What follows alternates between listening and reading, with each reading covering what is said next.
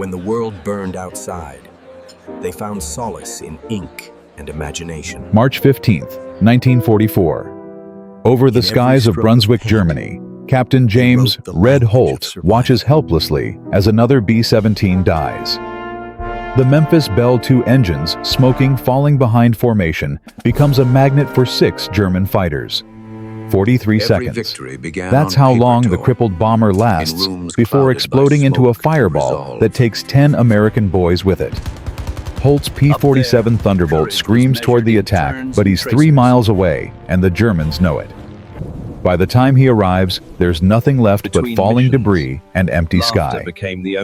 This scene repeats itself 37 times in the last month alone.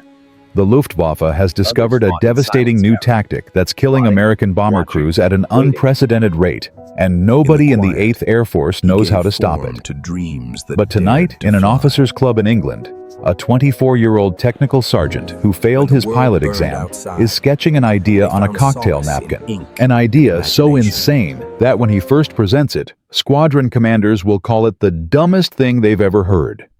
An idea that violates multiple articles of the Geneva Convention and will remain classified for 47 years. Within 30 days, this crazy scheme will lure 40 German fighters into carefully prepared ambushes, save an estimated 180 American lives, and fundamentally change aerial warfare forever. The sergeant's name is Daniel Weiss. His background, commercial advertising artist from Brooklyn. His military experience, 0 combat missions. His job, painting kill markings on airplane fuselages. What he's about to do will prove that sometimes the most dangerous weapon isn't the biggest gun or the fastest plane. Sometimes it's just understanding that what the enemy sees matters more than what actually exists. The crisis begins long before March 1944. It begins in December 1943. When German ace Hermann Joseph Pips Priller writes a tactical doctrine that will kill thousands of Allied airmen. The document, distributed to Jagdgeschwader 26, contains one simple observation that changes everything. A healthy bomber fights. A crippled bomber runs. It separates from the herd. Its escort cannot protect what it cannot reach. We do not hunt the strong, we cull the weak. The results are immediately devastating. By January 1944, 73% of bombers lost over Germany are stragglers aircraft that fell behind formation due to battle damage, mechanical failure, or wounded crew. The Luftwaffe develops Wolfpack tactics specifically designed to exploit this vulnerability. German fighters orbit at distance, waiting for the telltale signs. Trailing smoke, feathered propellers, aircraft losing altitude. Then they strike with overwhelming force against isolated targets. The mathematics are brutal and simple. A healthy bomber flying in tight formation presents a defensive nightmare. 50 caliber machine guns from multiple aircraft create interlocking fields of fire. German fighters attacking such formations face withering defensive barrages. But a damaged bomber limping home alone. That's a different story entirely. No mutual support, no coordinated defense. Just one wounded bird and 10 terrified boys watching death approach at 300 miles per hour. American Fighter Command tries everything to counter this tactic. They assign dedicated rescue fighters to escort damaged bombers home. The Germans simply wait until those escorts reach their fuel limit and turn back, then attack the defenseless bomber. They increase fighter patrols around bomber routes. The Germans attack in the gaps between patrol sectors. They develop new radio protocols for damaged aircraft to call for help. The Germans jam the frequencies and track the signals to find their targets even faster. Major General William Kepner, commander of 8 Fighter Command, holds a crisis meeting on February 28, 1944. The mood in the room is funeral. 17 squadron commanders sit around a table covered with loss statistics that tell a story of systematic slaughter. "Gentlemen," Kepner says, his voice tight with frustration, "we have a problem that tactics alone cannot solve. The enemy has turned our wounded into bait. Every crippled bomber becomes a death sentence for its crew, and often for the fighters we send to save them. The statistics on the table paint a nightmare. Since January 284, heavy bombers lost. That's 2,840 men who won't see home again. Fighter losses trying to protect stragglers. Another 97 aircraft. 116 pilots dead or missing. The Luftwaffe is bleeding them dry using a tactic so simple, so ruthless, that American commanders can't find a counter. Every expert in the room agrees on one thing. The solution is preventing damage in the first place. Better armor, tighter formations, more defensive firepower. But these are engineering solutions that will take months or years to implement. Meanwhile, boys are dying every single day. Lieutenant Colonel Joseph Dickman of the 359th Fighter Squadron throws his cap across the briefing room after losing 3 fighters trying to protect a single damaged B-24. "They're using our wounded as traps," he shouts. "We see a limping bomber. We rush to help. Suddenly we're outnumbered 4-1 with our fuel halfway gone. It's brilliant. It's ruthless. And I don't know how to stop it." The consensus among tactical experts is unanimous and depressing. There is no counter to this strategy except to abandon the stragglers. Several senior officers quietly suggest implementing a triage policy. Damaged aircraft are on their own. The proposal reaches General Dwight Eisenhower's desk with supporting documentation. Eisenhower reads it in silence. Then he picks up a red pencil and writes one word across the top of the page in letters 2 inches high. Never. But noble sentiment doesn't save lives. The losses continue. Bomber crews develop a new fear that transcends the normal terror of combat. They're not afraid of being shot down anymore. At least destruction is quick. What terrifies them is being crippled. Getting wounded means a slow 30-minute chase across hostile sky while German fighters take turns shooting pieces off your airplane. It means watching your friends die trying to reach you in time. It means knowing you've become bait in a trap that will kill everyone who tries to help you. The psychological toll becomes measurable in ways that shock medical officers. Mission abort rates climb 17%. Pilots report seeing battle damage that maintenance crews cannot find. Some crews request transfers to the Pacific Theater, where at least the enemy fights in ways they understand. By mid-March, the 8th Air Force is approaching a breaking point. Not from lack of courage or equipment, but from a tactical problem nobody can solve. The Germans have weaponized compassion itself. Every instinct to help wounded comrades becomes a vulnerability the Luftwaffe exploits with lethal efficiency. Into this desperate situation walks Technical Sergeant Daniel Weiss. 24 years old. Former commercial artist for the J. Walter Thompson Advertising Agency. Current crew chief for the 359th Fighter Squadron. 0 combat experience. Never flown in a fighter aircraft. His job involves maintaining landing gear hydraulics and painting kill markings on fuselages. Not exactly the resume of someone who's about to revolutionize aerial warfare. But Weiss possesses something the career military men lack. An outsider's perspective unburdened by assumptions about how air combat should work. Born in Brooklyn to immigrant parents who ran a kosher delicatessen, Weiss grew up sketching on butcher paper and dreaming of becoming a fine artist. The Depression intervened. Reality meant working at J. Walter Thompson, creating advertisements for Pond's Cold Cream and Lucky Strike cigarettes. His specialty making products look like something they weren't. Making the ordinary seem extraordinary. Making people see what you wanted them to see. When Pearl Harbor happened, Weiss tried to enlist as a pilot. He failed the vision test. Mild color blindness. The irony would haunt him later that the eye condition that kept him out of cockpits might have saved his life by forcing him to see warfare differently. They made him a crew chief instead, which Weiss compared to training to be Rembrandt and getting assigned to paint houses. But he's meticulous with details. He understands visual perception in ways most people don't. When aircraft return from missions, Weiss is the one who surveys battle damage coordinates, repairs returns, planes to service. Over 6 months, he learns to read destruction like a language. He knows what flak bursts look like on aluminum skin, how they tear and puncture in distinctive patterns. He knows how bullet holes cluster based on attack angles. He knows which damage is fatal and which merely looks dramatic. He develops an encyclopedia of wounds in his mind, cataloging how different weapons create different signatures on metal. Most importantly, he learns the difference between damage that kills and damage that merely scares. A 2-inch hole through a non-critical fuselage section looks terrifying, but doesn't affect flight capability. A tiny fuel leak that leaves a smoke trail appears minor, but can down an aircraft in minutes. Appearance versus reality. The foundation of advertising. The foundation of deception. The foundation of what's about to become the most controversial tactical innovation of the European air war.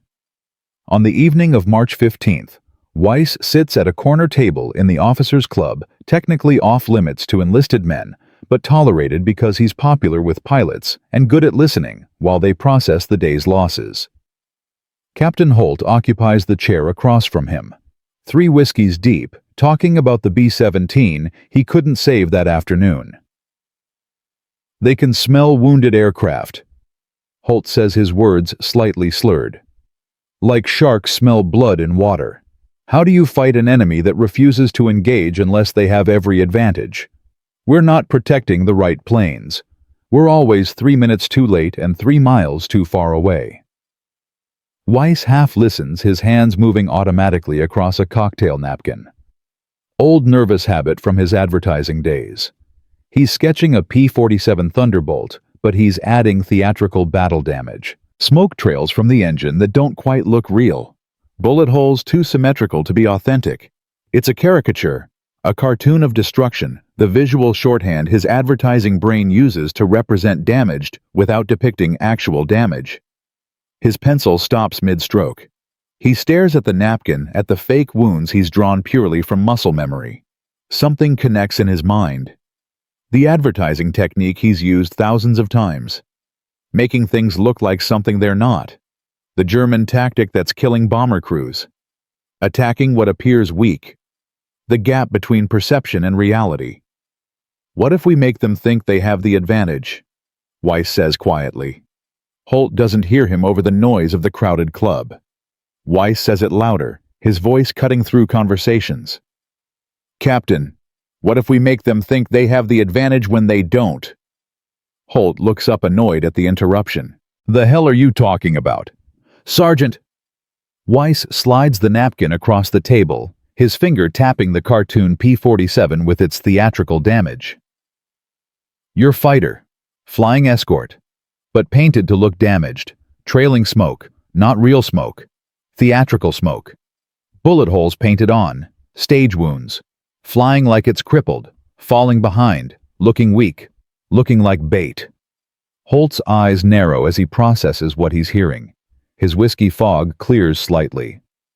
That's camouflage in reverse. That's bait. Weiss says his advertising brain already running scenarios.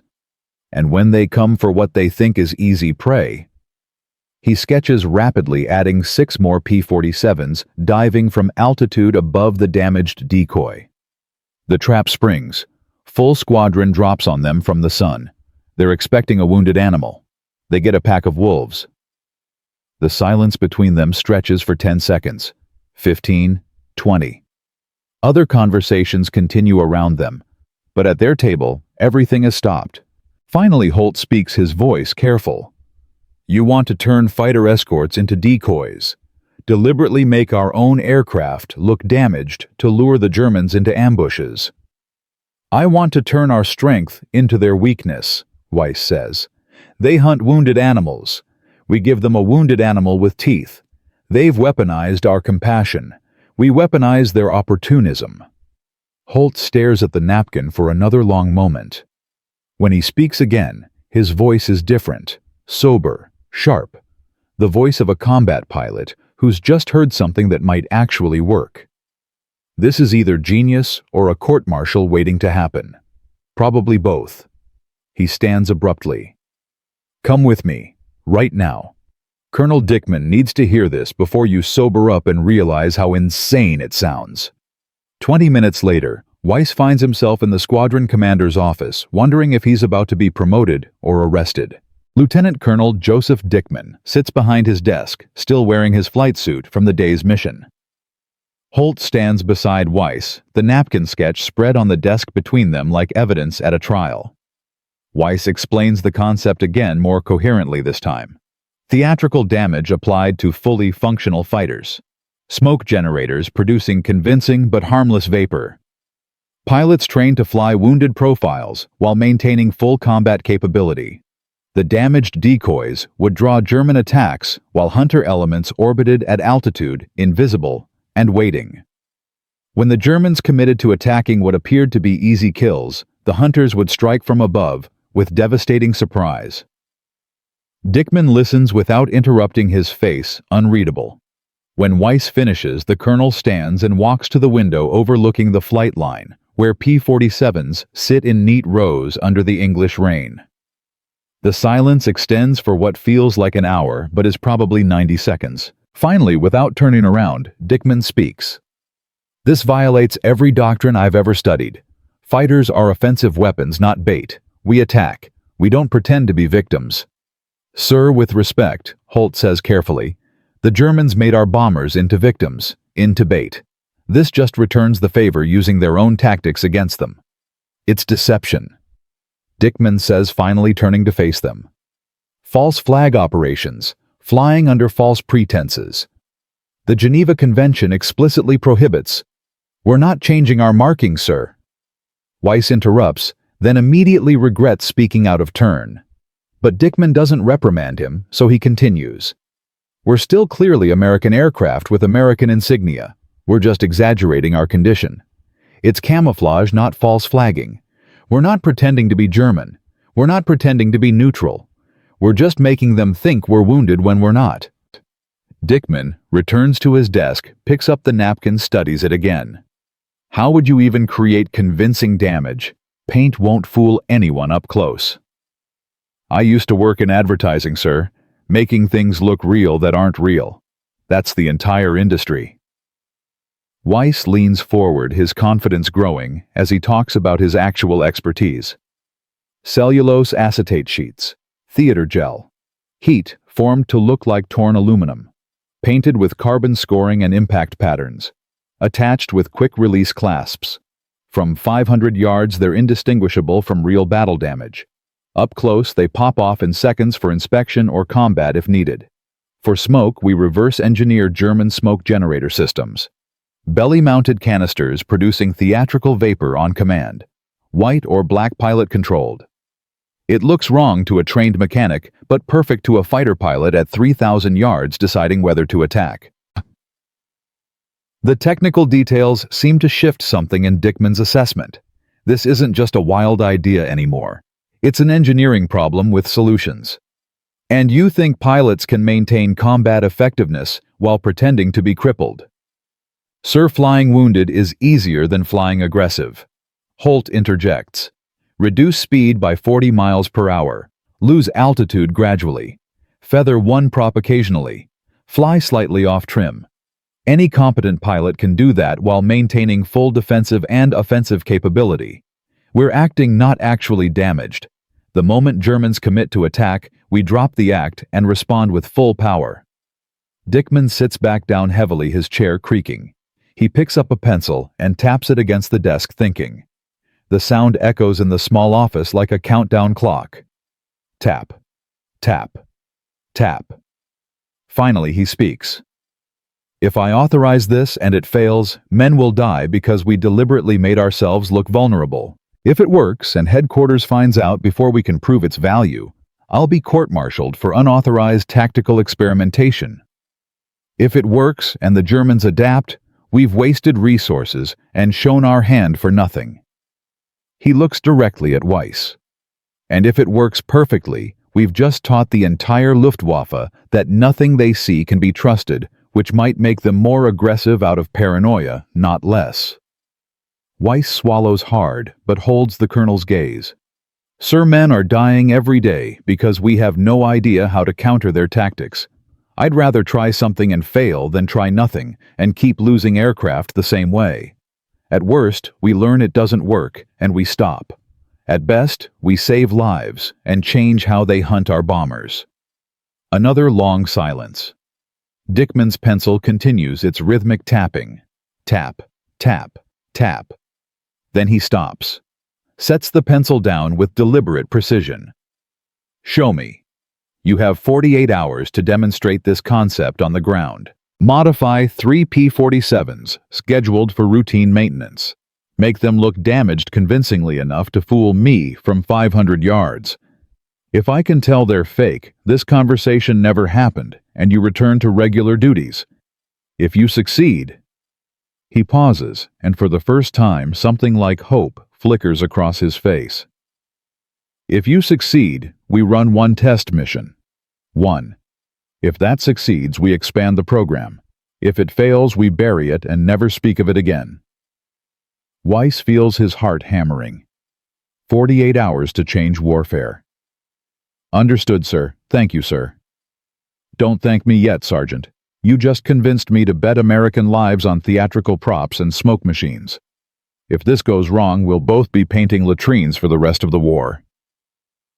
As Weiss and Holt leave the office, stepping back into the rain-soaked English night, Holt puts a hand on the younger man's shoulder. "You realize what you just committed to. If those modifications don't look real, Dickman will never trust unconventional ideas again. You get one chance to prove that an advertising artist knows more about aerial combat than generals with 30 years of experience." Weiss looks across the flight line at the rows of P-47 Thunderbolts, imagining them transformed into theatrical props that kill.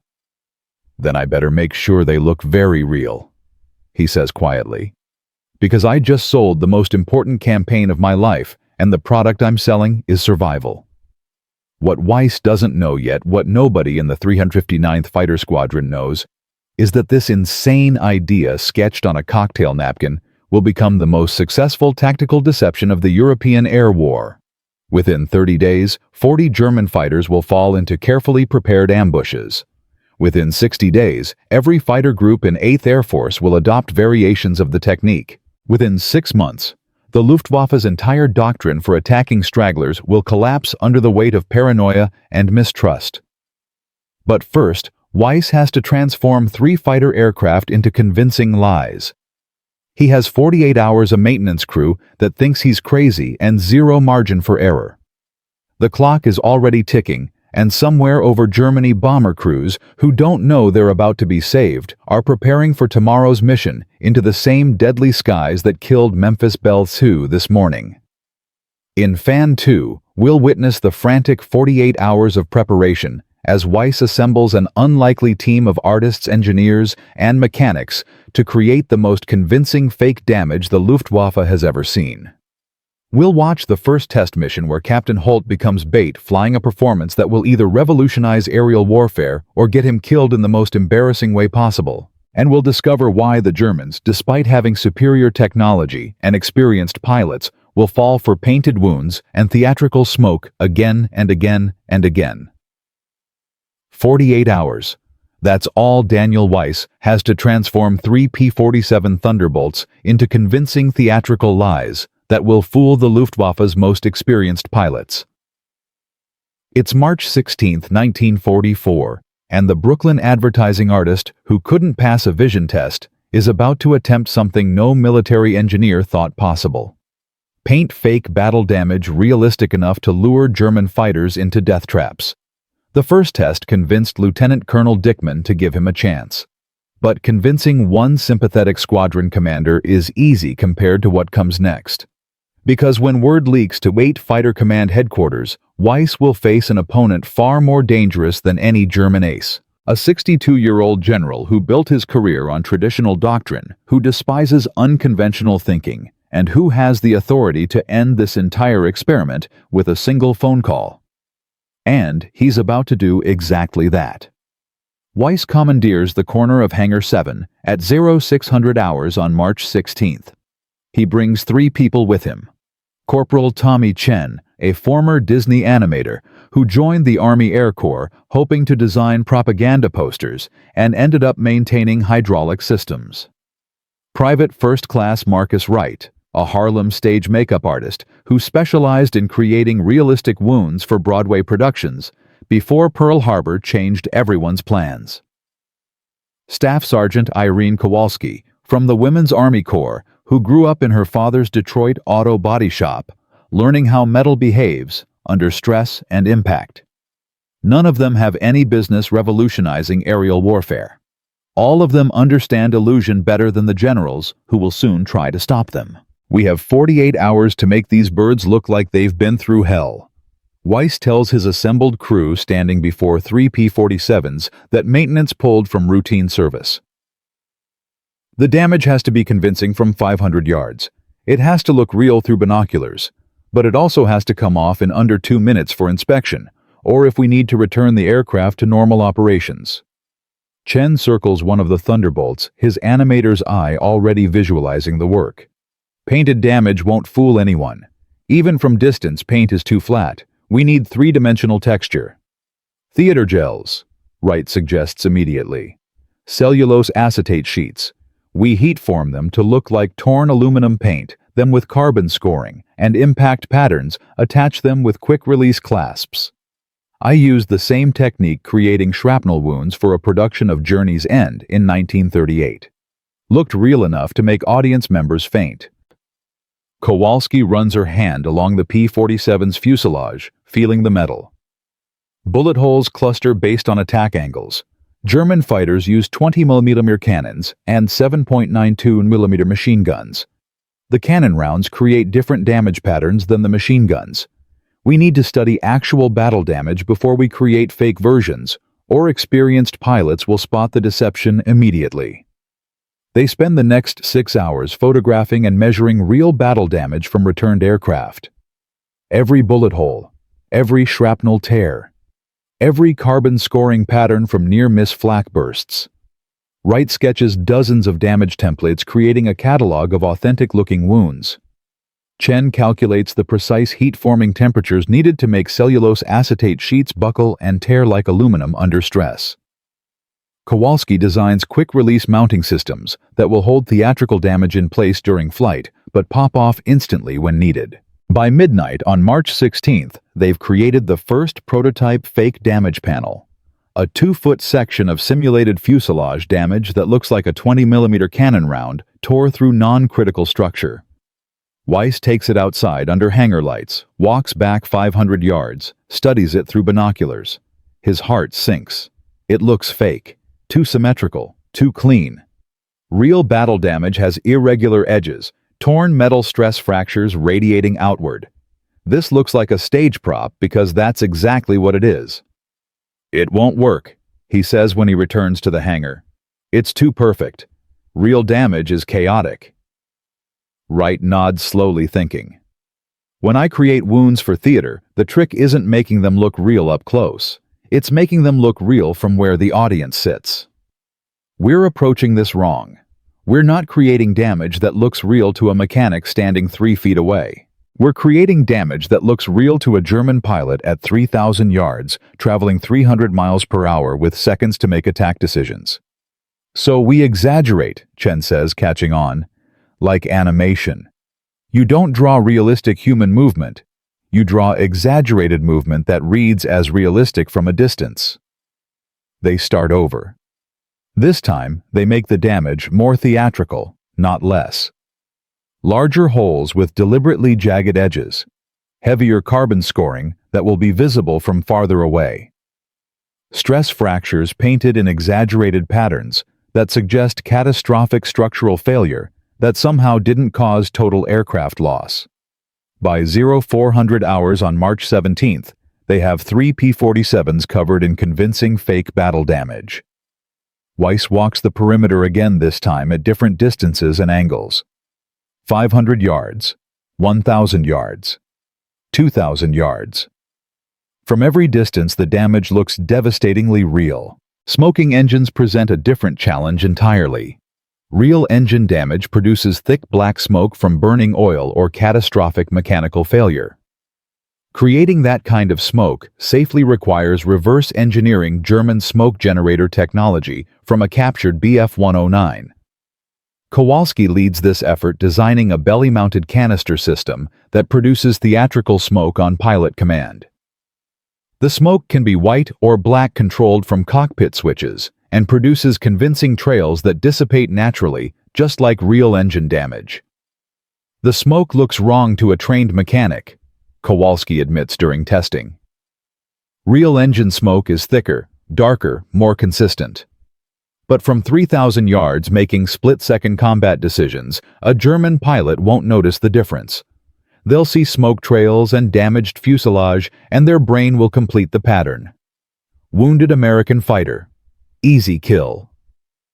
The final challenge involves teaching pilots to fly wounded convincingly. Captain Holt volunteers as the first test pilot, and Weiss creates a performance checklist that reads like stage directions. Reduce speed by 40 miles per hour. Lose altitude gradually at 200 feet per minute. Feather one propeller, occasionally creating the visual signature of engine failure. Fly slightly off trim, producing a barely noticeable wobble that suggests control surface damage.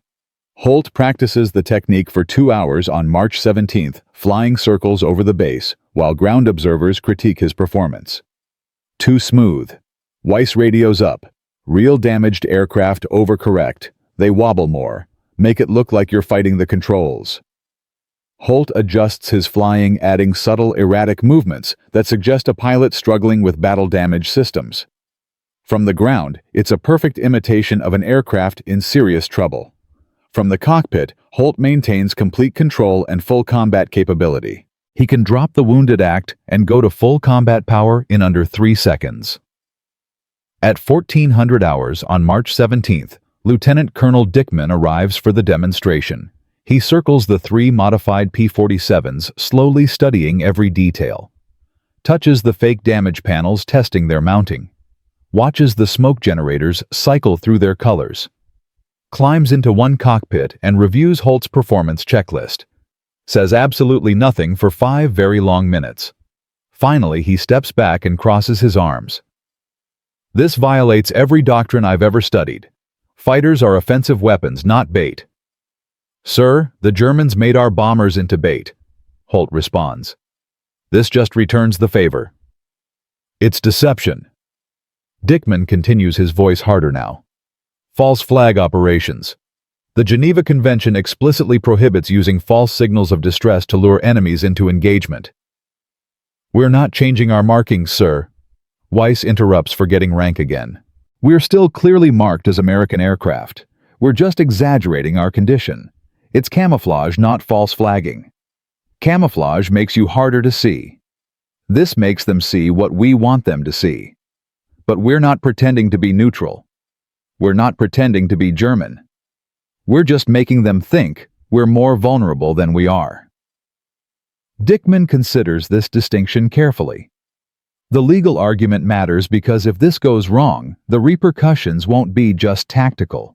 They'll be political and potentially criminal. How long to brief a full squadron on these performance techniques? 48 hours, sir, Holt answers. The flying isn't complicated. It's acting. Any competent pilot can do it. Dickman is silent for another long moment, his face unreadable. Then he turns to his operations officer. Schedule a demonstration flight for tomorrow at 1000 hours. I want every available P-47 in the air. 3 aircraft will fly as damaged decoys. 8 will orbit as hunters at 15,000 feet. We'll see if this theater trick actually works in simulated combat conditions. He looks directly at Weiss. If this demonstration fails, Sergeant, you'll spend the rest of the war painting latrine numbers. Understood? Weiss swallows hard. Understood, sir. One more thing, Dickman adds. I'm flying lead in the hunter element. If I'm going to bet American lives on theatrical props and smoke machines, I'm going to see exactly how it performs under realistic conditions. But word travels faster than classified secrets should in wartime England. Within 12 hours, Colonel Hubert "Hub" Zemke of the 56th Fighter Group hears whispers about that crazy decoy scheme at the 359th. Zemke is a legend. 56 confirmed kills, the most successful fighter commander in the European theater. A tactical innovator who rewrote engagement doctrine and trained 3 generations of fighter pilots. When Zemke wants information, people provide it. He drives to the 359th's base at 0800 hours on March 18th, arriving unannounced, just as Weiss's crew is preparing the demonstration aircraft.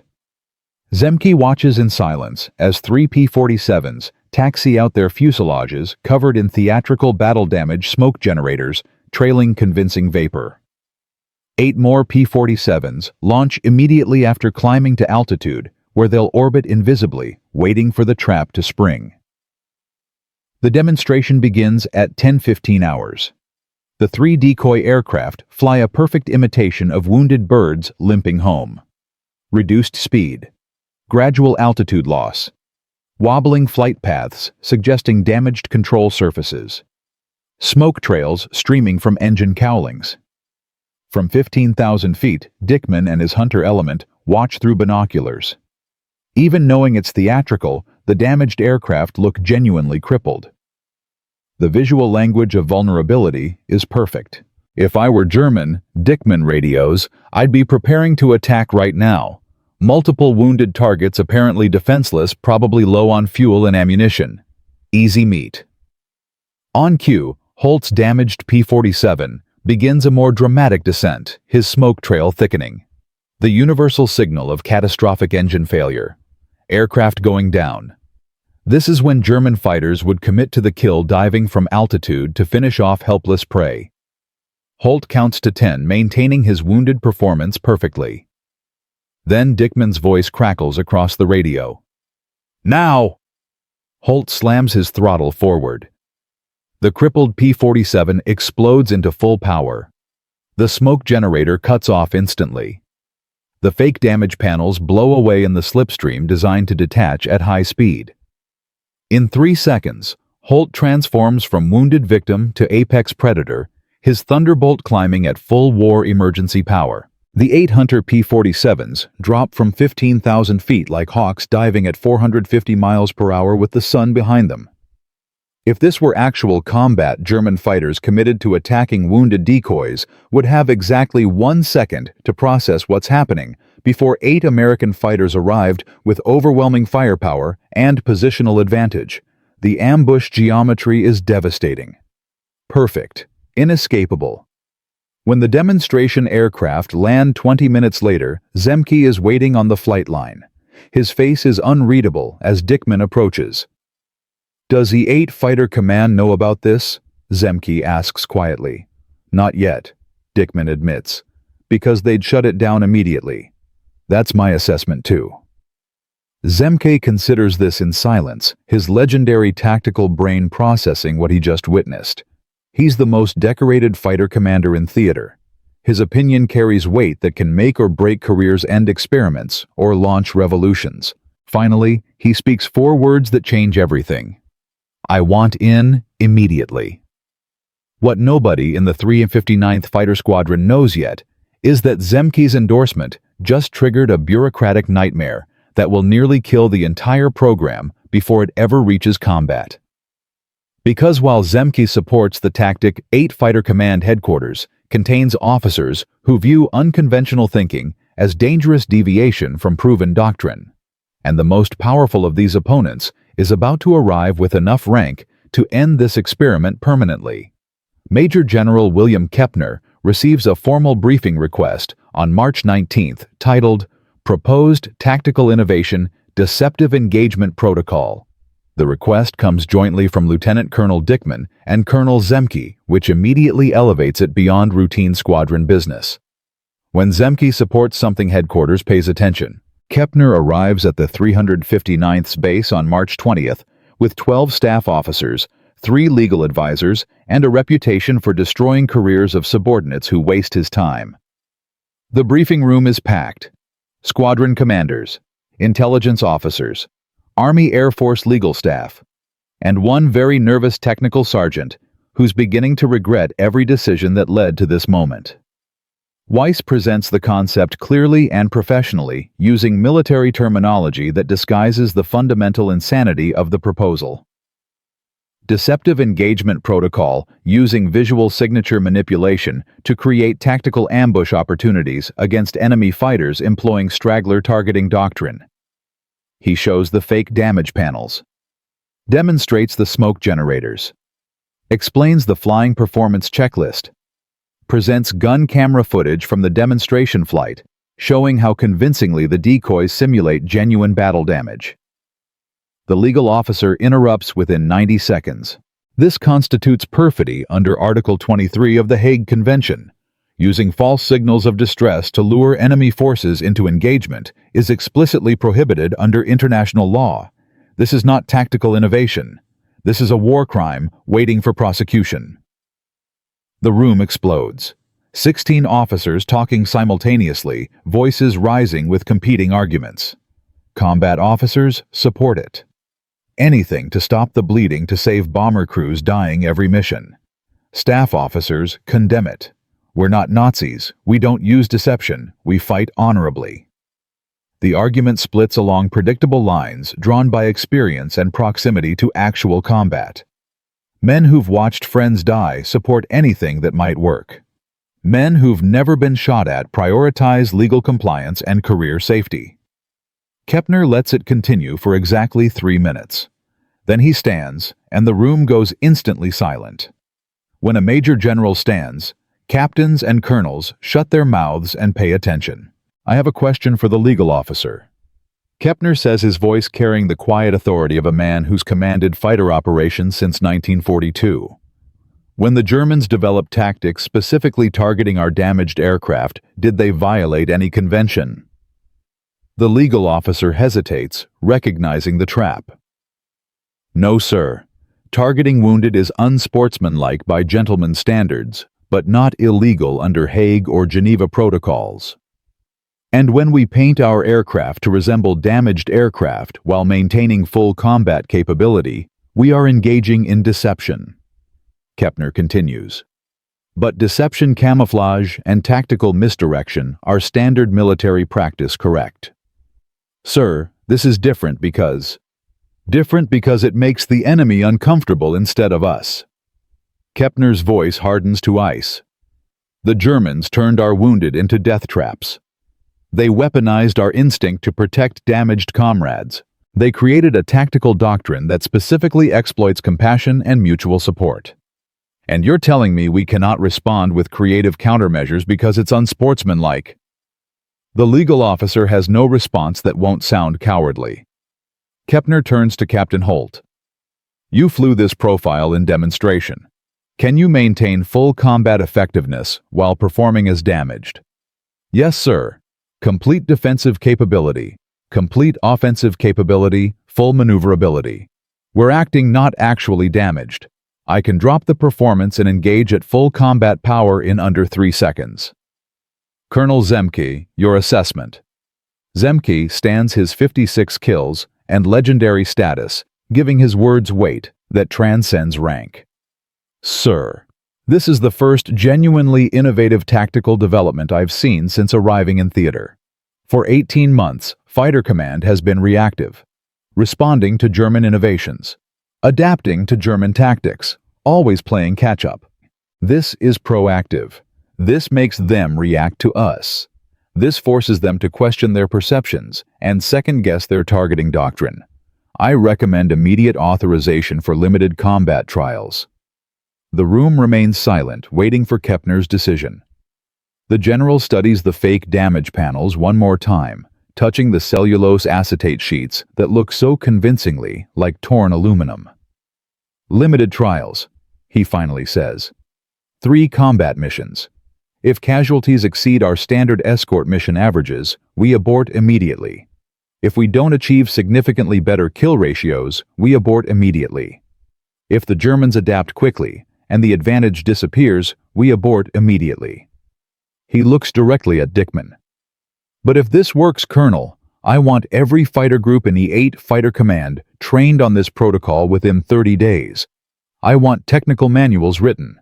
I want performance standards established. I want this weaponized across the entire theater." Then Kepner turns to Weiss, and his expression softens slightly. "Sergeant, you're the artist who designed this." "Yes, sir." "Do you understand that if this fails in actual combat, men will die specifically because of your idea? Because we deliberately made aircraft look vulnerable when German fighters were hunting." Weiss's voice is steady, despite his hammering heart. "Sir, men are dying every day because we have no idea how to counter German straggler hunting tactics. I'd rather try something and risk failure than try nothing and guarantee continued losses. At least this gives us a chance."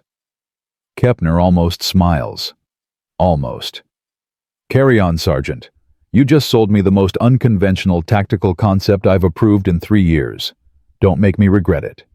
The first combat mission is scheduled for March 22, 1944. Mission 250. Target ball-bearing factories at Schweinfurt. The 359th Fighter Squadron will launch with 12 P-47 Thunderbolts. 4 are modified decoys equipped with theatrical damage and smoke generators. 8 are Hunter aircraft that will orbit at altitude invisible and waiting. Captain Holt will fly lead in the decoy element. Lieutenant James "Fish" Fisher will command the Hunters. If this works, German fighters hunting what they think are easy kills will fly directly into a prepared ambush.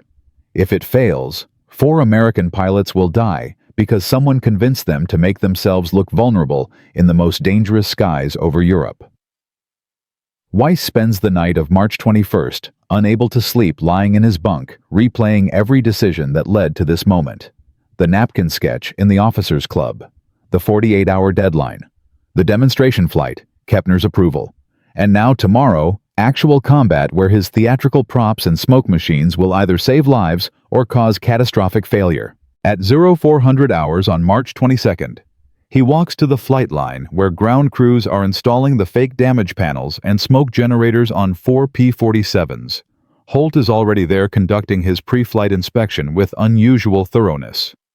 "Sergeant Weiss," Holt says, without looking up from checking his control surfaces, "if this works, you're a genius who saved bomber crews and changed aerial warfare.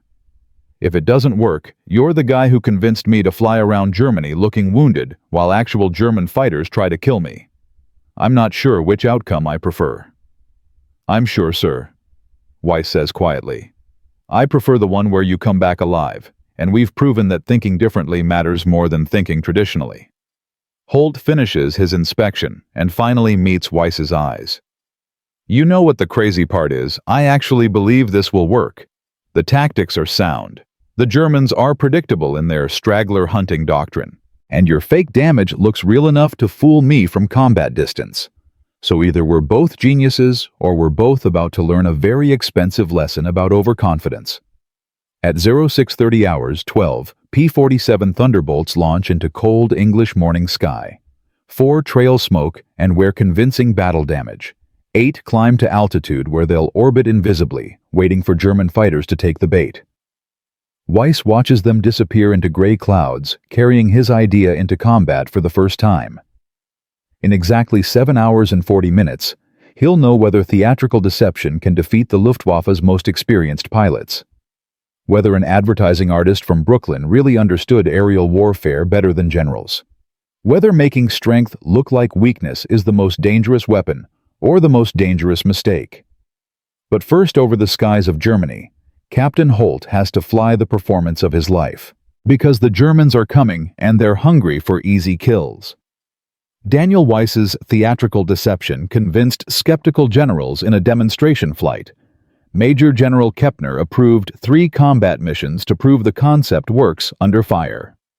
Now, on March 22, 1944, 4 P-47 Thunderbolts covered in fake battle damage climb toward German airspace, carrying the most audacious tactical gamble of the European air war. Captain James "Red" Holt flies lead in the decoy element, his aircraft trailing convincing smoke and wearing theatrical wounds that cost 48 hours and 5,000 man-hours to create. 8 Hunter P-47s orbit 15,000 feet above invisible against the gray sky, waiting for German fighters to take the bait. In exactly 7 hours, Weiss will know whether his napkin sketch can actually kill experienced Luftwaffe pilots. But what nobody expects is how violently the Germans will react when they discover they've been deceived. How quickly intelligence will spread through enemy ranks. How desperately they'll try to counter tactics that turn their most successful doctrine into a death sentence. This is no longer an experiment. This is war, and the enemy is about to learn that what they see isn't always what exists. At 13:47 hours over Brunswick, Holt activates his smoke generator. White vapor streams from his engine cowling, visible for miles against the dark sky. He throttles back to 180 miles per hour, dangerously slow for combat altitude. Feathers his right propeller, creating the distinctive windmilling appearance of engine failure. Begins a gradual descent at 200 feet per minute, the universal signature of a crippled aircraft trying to reach friendly territory before catastrophic systems failure. From his cockpit, Holt can see the massive bomber stream, 800 B-17 flying fortresses, droning toward their targets. Each one carries 10 Americans and enough ordnance to flatten a city block. His job is drawing attention away from those bombers by looking more vulnerable than they are. German radar operators at Stade report the sighting at 13:49 hours. Damaged American fighter grid reference, Echo 7 falling behind formation, losing altitude, trailing smoke. The report reaches Jagdgeschwader 11. Hauptmann Heinz Baer, a 179-kill ace, scrambles 6 Bf-109Gs from Rotenburg. This is standard operating procedure for the Luftwaffe in March 1944. Easy kill. Minimal risk. Boost squadron morale with another confirmed victory. Baer spots Holt from 8 miles out. The smoking P-47 wobbles slightly, dropping slowly toward cloud cover at 6,000 feet. Textbook wounded aircraft behavior. Battle damage visible on the fuselage even at distance. Pilot clearly struggling to maintain control. Baer doesn't hesitate. He leads his formation into attack position from above and behind. 6 fighters against 1 crippled American. The mathematics are simple and fatal. At 12,000 feet, Holt maintains his performance perfectly. He can see the German formation positioning for the kill. Every instinct screams to break, to run, to fight. Instead, he continues his wounded bird act, trusting that 8 P-47s he cannot see are watching everything through binoculars. The Germans dive. Baer lines up his shot, closing to 400 yards. An easy kill. He's shot down 179 Allied aircraft. This will be 180. His finger moves toward the firing trigger. Then, Lieutenant Fisher's voice crackles across the radio. Now! Holt slams his throttle forward. The crippled P-47 explodes into full power. 2,500 horsepower. The smoke generator cuts off instantly. The fake damage panels blow away in the slipstream designed to detach at high speed. In 3 seconds, Holt transforms from wounded victim to apex predator, his Thunderbolt climbing at 400 miles per hour with full combat capability. Baer has exactly 1 second to process what's happening before 8 P-47s come screaming out of the sun at 450 miles per hour throttles at war emergency power with perfect positional advantage and overwhelming numerical superiority. The ambush geometry is devastating. Fisher's first burst catches Baer's Bf-109 in the left wing, shredding control surfaces. The German ace is too skilled to die easily. He manages a controlled crash landing in a field near Osnabrück, but his aircraft is destroyed. His wingman Lieutenant Werner Schmidt isn't lucky. 2 P-47s bracket him simultaneously from above and behind. His fighter disintegrates under converging fire. The remaining 4 German pilots break in panic, abandoning attack formation, diving for cloud cover. American fighters pursue. The engagement lasts 90 seconds. When the smoke clears, 4 German fighters destroyed, 1 damaged beyond repair, 1 pilot dead, 3 captured including Baer, 2 escaped. American losses: 0. Not a single bullet hole in any P-47. The gun camera footage is studied for hours by intelligence officers, who cannot quite believe what they're seeing. A crippled aircraft that wasn't crippled. An ambush in open sky against fighters who should have seen it coming. Germans flying directly into a trap perfectly designed to exploit their doctrine. Within 48 hours, Hauptmann Heinz Baer is debriefed by Luftwaffe intelligence at Stalag Luft 3.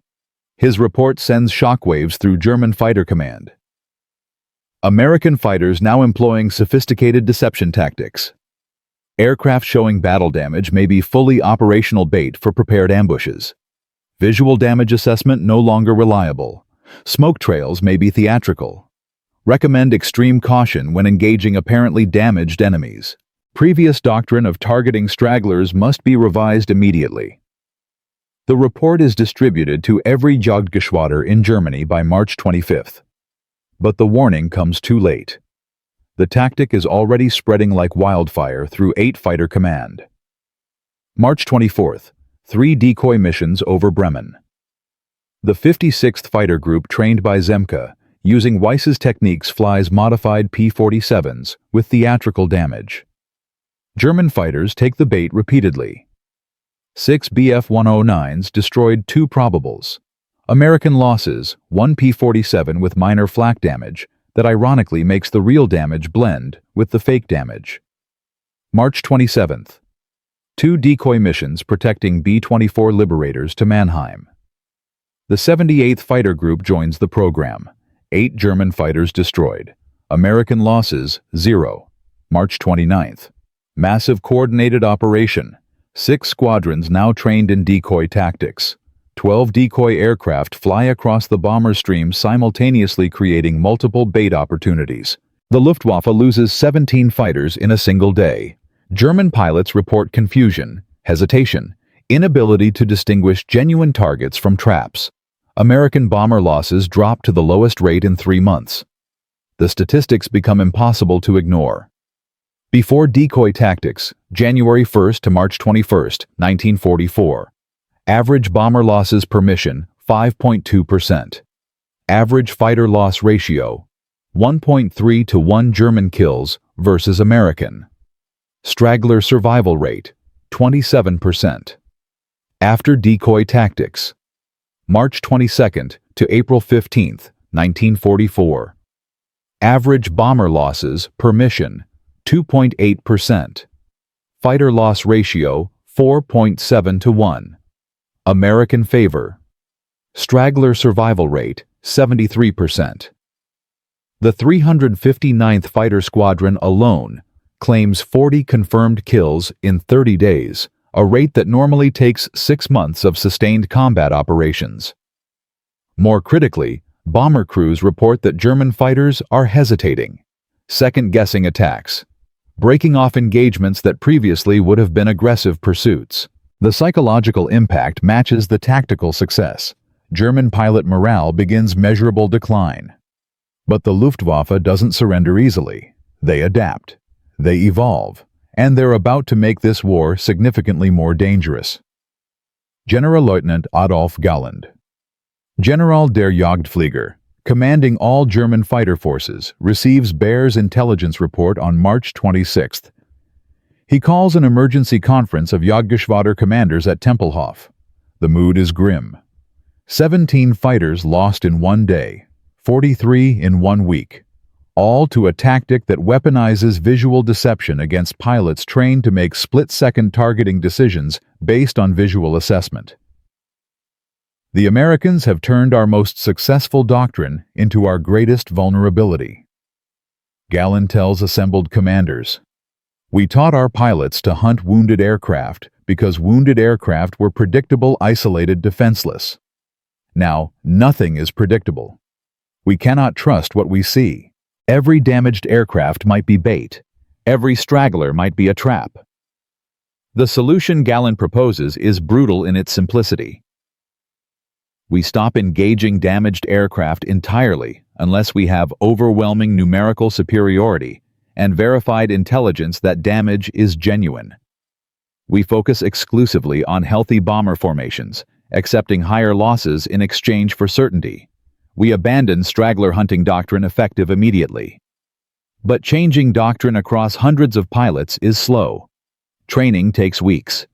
Habits formed over months of successful operations don't disappear overnight. Meanwhile, American decoy tactics proliferate. The 4th Fighter Group adopts the program. The 352nd Fighter Group. The 353rd. By mid-April, every fighter group in 8 Fighter Command has at least one squadron trained in theatrical deception. Weiss runs classified workshops in Hangar 7 training crews from across England in the art of creating convincing fake damage, teaching them that sometimes the best weapon isn't hiding, it's lying. German intelligence makes the program their highest priority.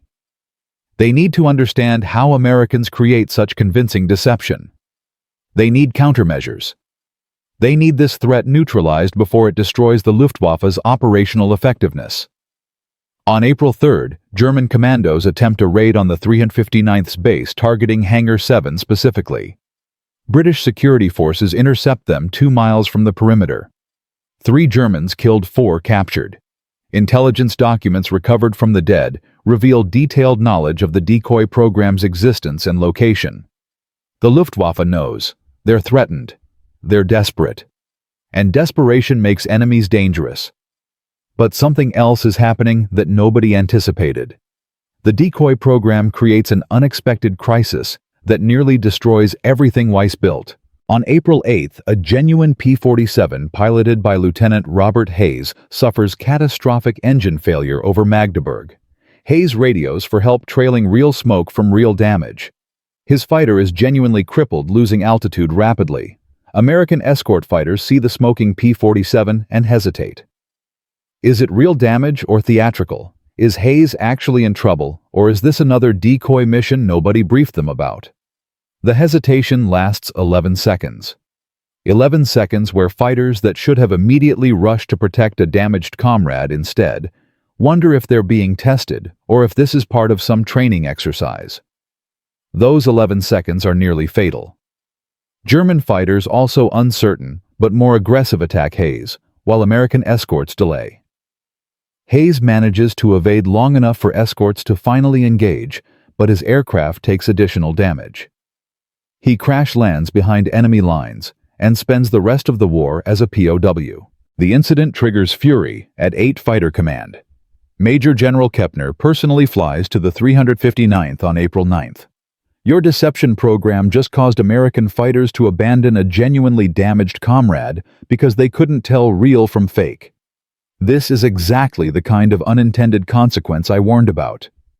We've created so much doubt that our own pilots don't know who needs help anymore. Weiss stands in Kepner's office, facing the general's rage, feeling the weight of Hayes's capture personally. Sir, we need better communication protocols. Radio codes that identify genuine emergencies versus decoy operations. What we need, Kepner interrupts, is to decide whether this program creates more problems than it solves.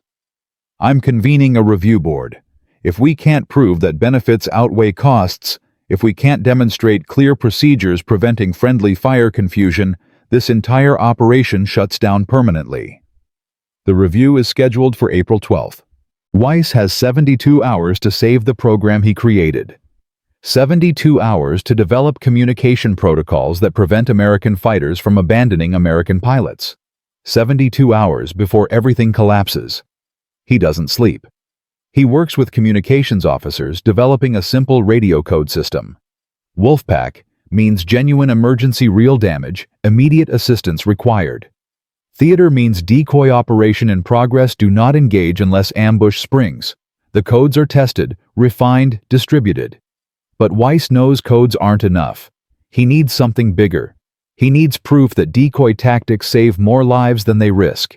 He needs a victory so overwhelming that even Hayes's capture cannot outweigh the tactical success.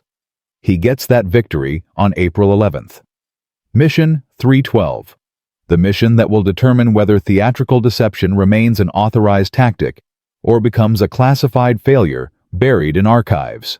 The target is synthetic oil refineries at Merseburg, deep in Germany, one of the most heavily defended industrial complexes in Europe. 200 B-17 bombers supported by 48 P-47 escorts, including 8 decoy aircraft from 3 different squadrons. Weiss isn't flying. He's not a pilot. But he's in the operations room when the mission launches at 07:15 hours, watching radar plots and listening to radio traffic, wondering if this is the last time decoy tactics will ever be employed. The bomber stream crosses into German airspace at 08:47 hours. Flak batteries open up immediately. Heavy, accurate, devastating. 3 B-17s go down in the first 5 minutes. A fourth takes damage to number 3 engine and falls behind formation. This is the moment the Luftwaffe traditionally exploits. Damaged straggler, isolated vulnerable. Easy kill. This time, they don't take the bait. German fighters orbit at distance watching. They've learned caution. They know American tricks now. They won't attack damaged aircraft without overwhelming advantage. But then, something changes. The damaged B-17 called Liberty Bell. Radios for help using the Wolfpack code. Genuine emergency. Real damage. Crew needs immediate support. 3 decoy P-47s immediately break formation and rush toward Liberty Bell flying escort positions. They activate smoke generators, deploy theatrical damage panels, make themselves look wounded while protecting the genuinely crippled bomber. German fighters see what appears to be 3 damaged American fighters rushing to protect 1 damaged bomber. 4 crippled targets clustered together, isolated from the main formation. The math is too tempting. 30 German fighters from JG-4 and JG-11 dive from altitude, converging on what they believe is the easiest kill of the war. 4 wounded aircraft against 30 hunters. But 12 American P-47s have been orbiting at 20,000 feet for exactly this moment. The instant German fighters commit to attack, the hunters drop. 12 against 30.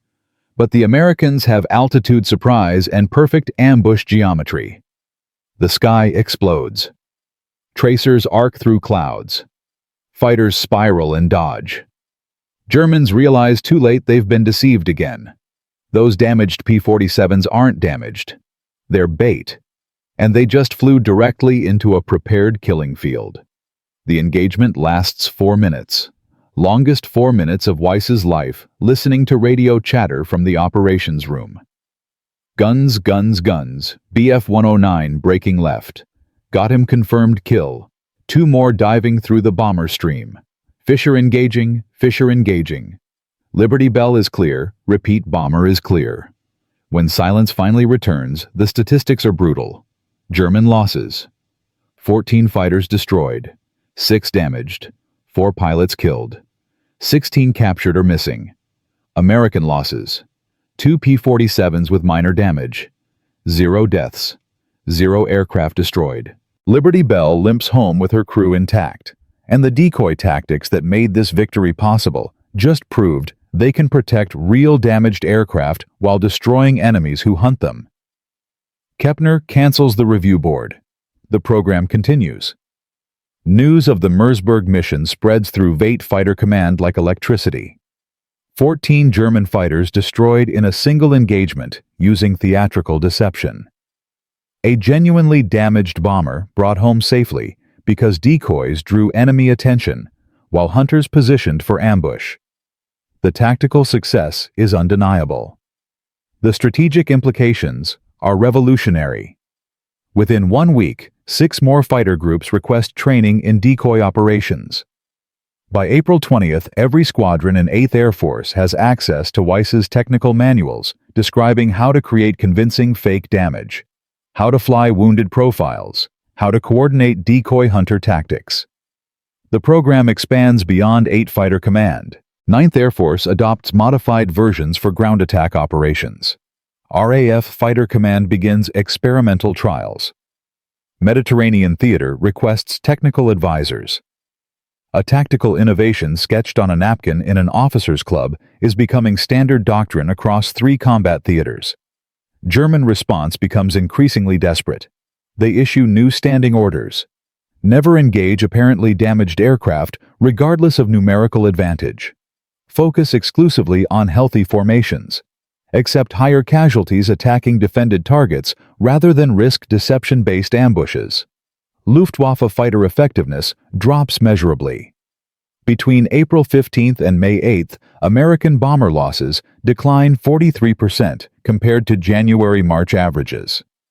Fighter kill ratios improved to 6.2 to 1 in American favor, the highest of any sustained period in the European Air War. An estimated 890 bomber crewmen survive missions they statistically should not have survived, directly attributable to reduced German aggression caused by decoy-induced paranoia. The psychological warfare component proves as valuable as the tactical success. German pilots report widespread doubt, hesitation, fear of deception. Training documents recovered from captured Luftwaffe personnel show entire sections dedicated to identifying American theatrical damage, but the guidelines are contradictory and ineffective. How do you distinguish real smoke from fake smoke at 3,000 yards traveling 300 miles per hour with seconds to decide? You can't. And that uncertainty becomes the weapon itself. By late April, German fighter doctrine for engaging stragglers has completely collapsed. The tactic that killed hundreds of American bomber crews between December 1943 and March 1944 becomes unusable because Germans cannot trust their own visual assessment. Weiss's fake damage created real doubt. That doubt saved real lives. On April 28th, Fighter Command holds a classified ceremony at High Wycombe. Daniel Weiss, Technical Sergeant, is awarded the Legion of Merit for exceptionally meritorious conduct in the performance of outstanding services.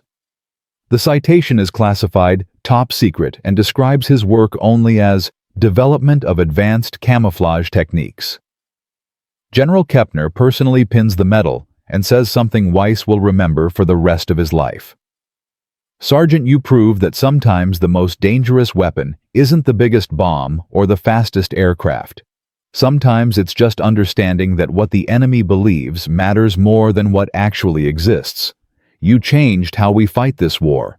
More importantly, you changed how they fight this war. That's the definition of victory.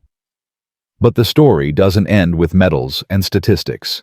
Because while Weiss succeeded beyond anyone's expectations, there's a question that haunts every innovation created in wartime. What happens to the man who changed everything after the war ends? What happens to theatrical deception when peace makes it obsolete? What happens to the artist from Brooklyn, who couldn't pass a vision test, but could see warfare more clearly than generals? In Part 4, we'll discover the unexpected price of innovation, the classified silence that follows victory. The 47 years these tactics remained secret, the letter from a bomber pilot that explains why some victories matter more than medals, and the final truth that Daniel Weiss learned about changing history, that the most important battles aren't always the ones fought with guns. Sometimes they're fought with paint smoke and the courage to think differently when everyone says you're wrong. This story has one final chapter, and it might be the most important one. From a cocktail napkin sketch in an officers' club to 14 German fighters destroyed in a single engagement. From a failed pilot exam to the Legion of Merit for changing aerial warfare doctrine. Daniel Weiss's theatrical deception program proved that sometimes the most dangerous weapon isn't technology, it's psychology. Between March and May 1945, decoy tactics saved an estimated 890 American bomber crewmen, achieved kill ratios of 6.2 to 1 in American favor, and forced the Luftwaffe to abandon their most successful doctrine. The Brooklyn advertising artist who couldn't pass a vision test saw warfare more clearly than generals with 30 years of experience. But here's what the statistics don't tell you. Here's what remained classified for 47 years. Here's the part of the story that explains why innovation always comes with a price, and why the man who changed everything disappeared from history almost completely. Because sometimes changing the world means sacrificing your place in it. When victory in Europe is declared on May 8, 1945, Daniel Weiss is 26 years old. He holds the rank of technical sergeant. He wears the Legion of Merit on his chest, though the citation describing why he earned it remains classified top secret. He's trained 43 crews across 3 combat theaters in the art of theatrical deception. He's indirectly responsible for the destruction of 247 German fighters through decoy-based ambush tactics. He's saved hundreds of lives by making American aircraft look weaker than they were. And within 6 weeks of VE Day, he's painting latrine numbers at a training base in Kansas. The abrupt transition shocks everyone who worked with him. Captain Holt, now a major with 12 confirmed kills and a Distinguished Flying Cross, writes letters trying to get Weiss promoted to officer rank. Colonel Zemke personally recommends him for officer candidate school. Lieutenant Colonel Dickman, promoted to full colonel, submits paperwork requesting Weiss be assigned to Air Force Research and Development to continue tactical innovation work. Every request is denied.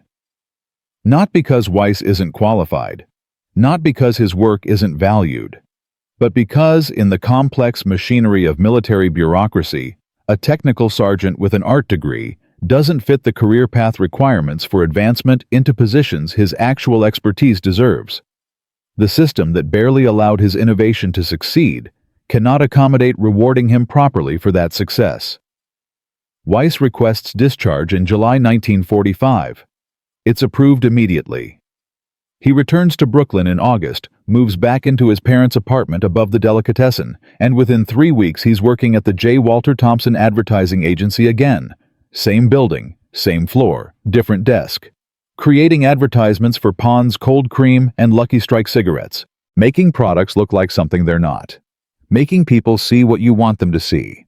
The skills that changed aerial warfare now sell cosmetics. Nobody at the agency knows what he did during the war. He doesn't tell them. The work remains classified. Even if he could talk about it, who would believe him? An advertising artist redesigning fighter tactics. Painting fake battle damage to fool German aces. It sounds like fantasy. Like the kind of story someone makes up to seem more important than they were. So Weiss doesn't tell stories. He draws advertisements. He goes to work. He comes home. He dates a woman named Rebecca, who works at the public library. They marry in 1947. They have 2 daughters. He teaches them to draw on butcher paper same way he learned. He lives a quiet, normal, unremarkable life. The man who saved 98 lives becomes invisible. But the tactics he created refuse to die. The techniques Weiss developed don't end with VE Day. They evolve. They spread. They become foundational doctrine that shapes aerial combat for the next 8 decades. In 1950, during the Korean War, American F-86 Sabre pilots employ modified decoy tactics against MiG-15s over the Yalu River. They paint exaggerated battle damage on aircraft trail. Theatrical smoke during engagements lure Chinese and North Korean fighters into ambush positions using the same psychological exploitation Weiss pioneered. The kill ratio in MiG Alley reaches 10-1 in American favor, partially attributable to deception-based tactics that make enemy pilots question their visual assessment. In 1967, Israeli Air Force pilots studied declassified American documents about World War II theatrical deception. They developed their own variant during the Six-Day War, using decoy aircraft with fake damage to draw Egyptian fighters away from genuine strike packages. The tactic contributes to Israel achieving total air superiority within 72 hours, destroying over 400 Arab aircraft while losing fewer than 50. In 1991, during Operation Desert Storm, the U.S. Navy employs electronic warfare variants of Weiss's core concept.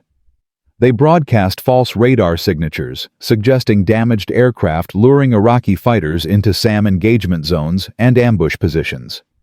The fundamental principle remains unchanged from 1944. Make the enemy see weakness where strength exists. Exploit their assumptions. Turn their doctrine into their vulnerability. Modern military aircraft still carry systems designed to create false visual signatures.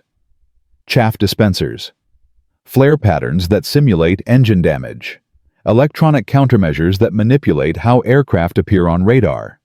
The specific technology has evolved, but the underlying psychology Weiss understood in 1944 remains valid in 2025. What the enemy believes matters more than what actually exists. According to declassified Air Force historical studies published in 1991, decoy tactics and their evolutionary descendants are credited with contributing to an estimated 4,700 enemy aircraft destroyed across 5 conflicts between 1944 and 1991.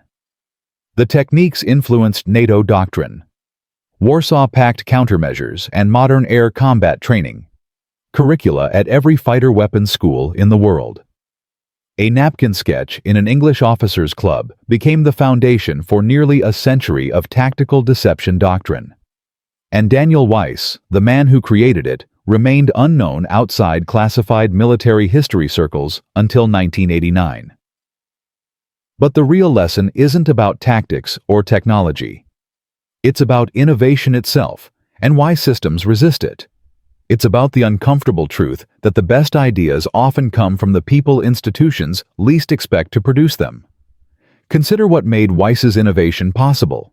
He wasn't a career military officer, so he wasn't constrained by decades of doctrine about how fighters should operate. He wasn't a combat pilot, so he didn't have instincts telling him that fighters must always project strength rather than weakness.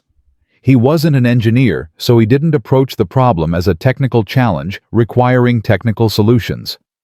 He was an advertising artist who understood visual perception, consumer psychology, and the gap between appearance and reality.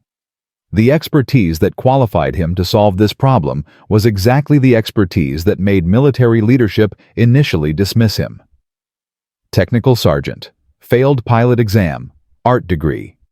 None of those credentials suggested tactical genius. Yet those exact qualities enabled him to see what colonels and generals could not. That aerial combat is fundamentally about perception, before it's about guns and speed. That making the enemy see what you want them to see can be more powerful than actually being what you want them to think you are. That sometimes the best camouflage isn't hiding, it's lying convincingly. This pattern repeats throughout military history. Radar was developed by engineers considered too theoretical by practical military men. Blitzkrieg tactics were designed by junior officers whose ideas contradicted prevailing doctrine. Carrier aviation was championed by naval aviators whom battleship admirals dismissed as novelty enthusiasts. The atomic bomb was built by physicists many generals considered impractical dreamers. Again and again, transformative innovations come from outsiders, because outsiders aren't defending the old ways of doing things. They're not invested in proving that existing doctrine works. They're not protecting careers built on mastery of systems that might become obsolete. They're just solving problems using whatever tools and perspectives they happen to possess. The tragedy is how many Daniel Weisses exist whose ideas never get tested because they don't have the rank connections or credentials to be taken seriously. How many tactical innovations died in briefing rooms because sergeants weren't considered qualified to challenge colonels? How many lives could have been saved by solutions that were dismissed because they came from the wrong person? Weiss got lucky. He sketched his idea in front of a captain willing to listen. That captain knew a colonel willing to take risks. That colonel impressed a general willing to authorize experiments. If any link in that chain had been slightly different, decoy tactics might never have existed. The lesson for modern militaries, corporations, governments, and any institution that needs innovation to survive is simple but difficult. The next transformative idea might come from anywhere. The next breakthrough might be sketched on a napkin by someone with no formal qualifications. The next tactical revolution might originate from the person everyone assumes is least qualified to contribute. And if your system can't recognize and accommodate those ideas because they come from unexpected sources, your system is actively destroying its own ability to adapt and survive. But there's one final piece of this story that remained unknown until documents were declassified in 1991, and it changes how we understand everything that came before. In June 1945, 1 month after VE Day, Weiss receives a letter forwarded through military mail. The envelope is worn passed through multiple channels before reaching him at his Kansas training base assignment. The return address lists Lieutenant Robert McIntyre, 381st Bombardment Group, currently stationed in England, awaiting transport home. Weiss doesn't recognize the name.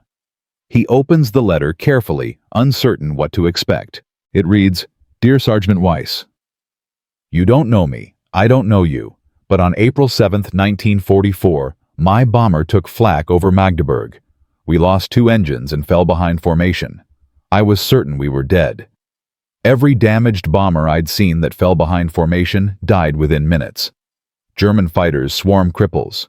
That's just how it works. Then 3 P-47s showed up, painted to look as damaged as we were. I remember thinking, why are more damaged aircraft coming to help? We're all going to die together. The Germans came exactly like I expected. 6 Bf-109s diving from altitude. Easy kills, or so they thought. Your fighters were waiting. They dropped their damaged act and engaged at full power. Shot down 4 before the rest ran. All 10 of us made it home because of paint. Because of smoke. Because of deception. Because somebody realized that looking weak when you're strong is sometimes the best way to survive. I'm getting married next month. Girl from Baltimore named Sarah. We're going to have kids. Those kids are going to have kids. Entire generations of my family will exist because you thought differently about camouflage. I'll probably never meet you. I don't even know if this letter will reach you. But I wanted you to know that your idea didn't just save planes. It saved futures. It saved children who haven't been born yet. It saved 70 years of Christmas mornings and graduations and grandchildren and all the small moments that make life worth living. Thank you. Thank you for being creative when others were conventional. Thank you for being brave when others were cautious. Thank you for understanding that sometimes the most important battles are won with ideas before they're fought with bullets. Lieutenant Robert McIntyre, 381st Bombardment Group. Weiss keeps that letter for the rest of his life. When military historians finally track him down in 1989 to interview him about the declassified deception program, the letter is the only document he's saved from the war. Not his Legion of Merit citation, not the technical manuals he wrote, not the photographs of modified P-47s. Just one letter from a bomber pilot he never met telling him that creativity matters more than credentials, that thinking differently can save lives, that sometimes the most powerful weapon is just understanding what people see versus what actually exists. McIntyre and his wife Sarah have 3 children, 7 grandchildren, 12 great-grandchildren as of 2024.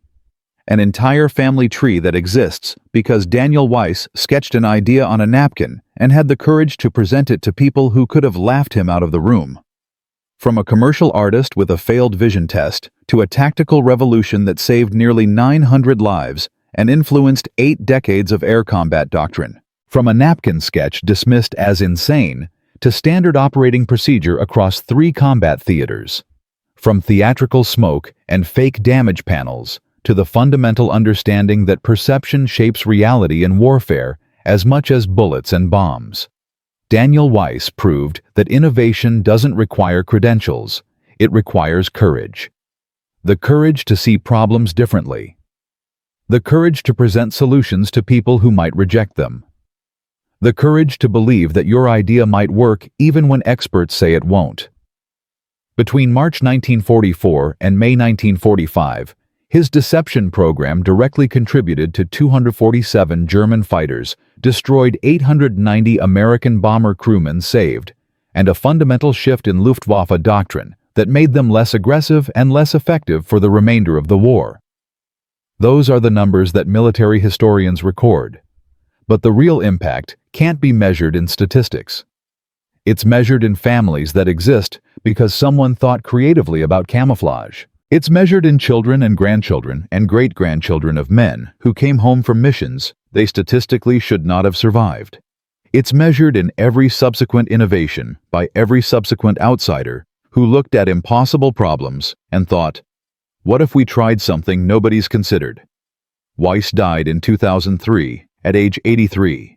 His obituary in the Brooklyn Daily Eagle mentioned his 40-year career in advertising. It mentioned his wife, 2 daughters, and 5 grandchildren. It didn't mention that he changed aerial warfare. The work remained classified until 12 years before his death, and even after declassification, most people didn't know the story. He never sought recognition. He never wrote memoirs. He never attended military reunions or gave interviews beyond that single conversation with historians in 1989. When asked why he stayed silent for so long, he said something that perfectly captures the humility that enabled his innovation in the first place. "I just solved a visual problem. The Germans were looking for wounded aircraft. We showed them wounded aircraft that weren't actually wounded. It wasn't genius.